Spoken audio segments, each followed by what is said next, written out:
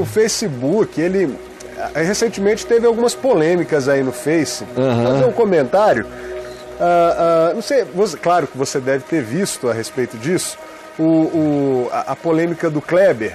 Foi levantada uma polêmica grande a respeito do Kleber. Eu não vi no Face, nem nas redes sociais. Eu vi no Face. O Kleber me falou, me mandou e tal, e me disse que o bicho estava pegando, né? Eu até fiz um comentário, se você entrar no meu Instagram, Gabriel, eu fiz um comentário, foi num post do Kleber, que ele fez ontem à noite. E depois eu tirei de lá e coloquei até no Mentores do Caminho, no WhatsApp. Mas não sei se você conseguiria chegar lá enquanto isso, né? Mas, sim, Fernando. Então, porque a grande polêmica foi que ele esteve lá num centro de Umbanda, né? Tocando, cantando, e teve paulada pra cima dele, né? Críticas e tudo. Como é que pode? Agora, pastor Kleber Lucas tocando em centro de Umbanda. É aí, né? Esse vídeo aí. Você veja a sobriedade do vídeo. A gente tem alguns vídeos pentecostais aqui. Esse aí parece um vídeo de candomblé presbiteriano. De tão bem comportado. Reformado. Reformado. Comparado com esses pentecostismos de roda, de ciranda. E são esses pentecostais que estão descendo o pau no Kleber. Que fazem macumba costal nas igrejas e que ficam aí descendo o pau porque ele foi lá a convite da pastora luterana, foram levar uma oferta para reconstruir aquilo que os evangélicos tinham destruído. Ou seja, foram dar um testemunho de graça, de amor, de solidariedade humana. E aí vem essa espetaculosidade dos ignorantes, de um povo que não tem cura. Porque olha só, a burrice, a idiotice é de um tamanho, eu não considero isso. Se eu começar a chamar de intolerância, eu já estou superficializando demais. Isso é burrice, é idiotice, é ogrice espiritual. Olha, o Ivanir Santos eu conheço há 30 anos. Já preguei em uma quantidade enorme de terreiros, de casas de santo. Já fui convidado por mães de santo para ir à casa delas, lanchar, tomar café, almoçar, e fui a todos. Já preguei em centro espírita, já preguei em igrejas católicas sem fim. Já preguei, já me profanei até em templo evangélico, aos milhares, aos milhões. Então, e o povo não entende onde é que Jesus fundou a igreja dele. Lá em Cesareia de Filipe, que fazia com que o preconceito evangélico atual, pentecogélico, esse pentecostismo supostamente evangélico, não suportasse o lugar onde Jesus escolheu para falar: estabelecerei a minha igreja e as portas do inferno não prevalecerão contra ela, que foi em Cesareia de Filipe, no meio de todos os santuários do Deus Pan, de outros deuses, desde os dias anteriores a Josué, desde os cananeus mais antigos, desde os dias dos gigantes, desde os Nefilim, que segundo o livro de Enoque, iniciaram o processo ali naquela região entre o Hermon e o Golã. E Jesus vai e bota a igreja dele lá. Mas vocês são um horror de ignorantes. Vocês são todos do Estado Islâmico, gente. São feios. Eu não quero dizer nada além disso. Olha para Jesus. Eles não entendem nem as geografias de Jesus. Nem o que as ações de Jesus significavam para os crentelhos como eles. Porque é tudo um bando de crentelho perverso fazendo isso. E não entendem o que significava aí até Gadara. Eles não entendem isso. Que faz com que a visita do Kleber aí, do ponto de vista da interpretação preconceituosa dos religiosos, seja uma brincadeira. Verdade. comparado com a interpretação judaica purista de Jesus entre os porqueiros do cemitério, profanando tudo. E depois saindo daquele cemitério profano, tocando num cara que vivia nas sepulturas, em contato com gente de profissão que os judeus consideravam imunda espiritualmente falando, não era higienicamente falando, era gente abominável. Eram os deploráveis para a espiritualidade judaica. E Jesus atravessa aquilo, não deixa o cara ir com ele, senão, coitado, ia sofrer igual um miserável, né? Se o gadareno tivesse ido no barco com Jesus, né? Ia chegar lá do outro lado e o cacete ia comer para todo lado. Então é para salvar o recém-convertido dos crentes. É que Jesus diz pro gadareno: fica aqui, meu filho, volta para casa que tá melhor. Na casa do teu pai e da tua mãe você vai ter missão melhor a cumprir do que isso, se amargurar do outro lado do mar, entre os religiosos. Aí Jesus vai pro outro lado do mar, todo sem se purificar. Ele tinha que ficar uma semana sem tocar em ninguém, tomando banhos purificatórios, batismos e ablações, para poder voltar. Foi do jeito que estava. Foi do jeito que estava. Aí cura a mulher do fluxo que tocou nas orlas das vestes sujas no cemitério. Entra na casa do chefe da sinagoga, o Jairo, e ressuscita a filha dele sem lavar as mãos. Talita come. Aquilo tudo era uma porcaria só. Jesus saiu transgredindo isso tudo. Jesus teria estado lá, teria ido levar os 11 mil reais de oferta para a viúva pobre do candomblé, porque o candomblé rico está no templo de Salomão. O candomblé poderoso, ali está o candomblé pobre. E o Ivanir eu conheço há 35 anos, não como ladrão de ninguém. Está trabalhando o trabalho dele, muito envolvido com obras sociais, com pobres, com necessitados, com aflitos, tudo que o Macedo pessoalmente faz. Então parem de chamar juízo de Deus sobre vocês. Parem! Parem! Vocês estão chamando o juízo de Deus sobre vocês. Perversos. Perversos. Me procurem, me achem na rua e puxem esse assunto, por favor, tá bom? Estou implorando para algum de vocês fazer isso. Tenham essa coragem de me encontrar e dizer: olha, eu queria falar sobre aquilo, que eu vou te dar uma boa instrução. E aí? Eu ia... Quando você faz uma descrição dessa sobre o contexto da época de Jesus, é tão claro, é tão esclarecedor. Aí eu tenho até uma questão para você. Por que hoje essas pessoas, esses caras que falam, que criticam... Não interessa. Mas é porque não querem enxergar, Caio. Eles não querem enxergar. Quem sabe, quem chega e me ouve falar isso e entra ali, pesquisa, vai dizer: é verdade. Mas não dá de grana. O que dá grana é discriminação.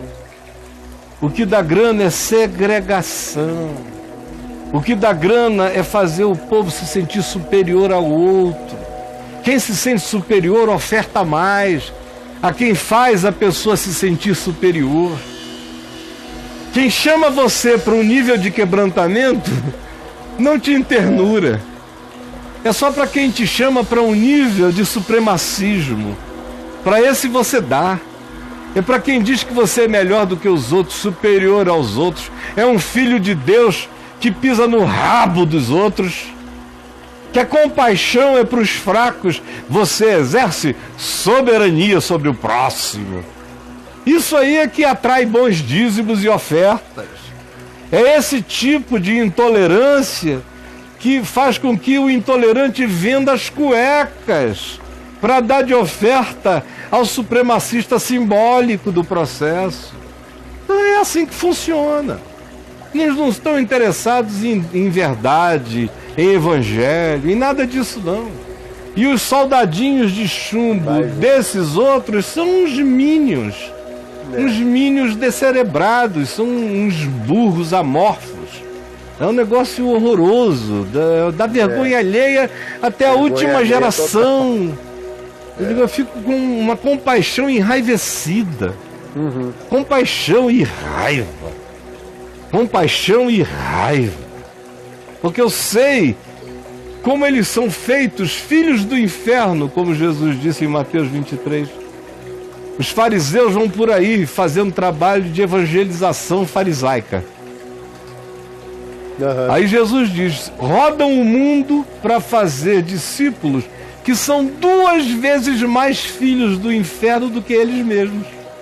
Que são esses discípulos fanáticos e malucados que a gente assiste por aí. Acho interessante que todo mundo nesse meio aí, esse meio aí, que dor, esse meio aí. Tem uma admiração por Daniel, você já notou? Só verdade. Porque Daniel não comeu ninguém, né? Daniel era sexualmente casto. Não tem a dona Daniela. Não se diz que ele vacilou com uma peça. Já houve até quem suspeitasse de outras coisas acerca do Daniel. Mas ele era eunuco. Então isso dá uma grandeza enorme ao Daniel. E o pessoal não observa que a visita do Kleber ali, aquele ambiente, eu estou repetindo, para mim não significa nada. É lugar para comer bolinho. Foi o que eu fiz a vida inteira. Vocês são uns bobos. Foi um encontro, né? Ficavam louvando o reverendo Caio. Eu botava tudo na TV. Alguém dizia alguma coisa? Não.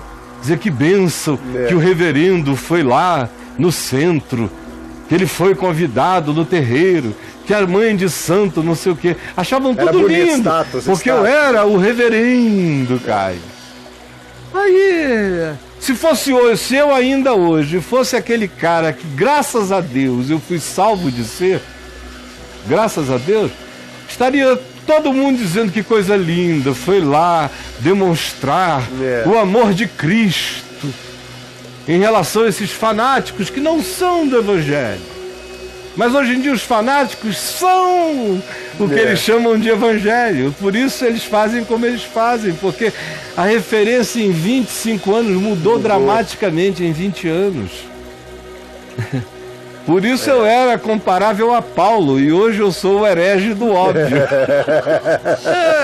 Vocês são patéticos. Mas voltando a Daniel, o Daniel estava lá.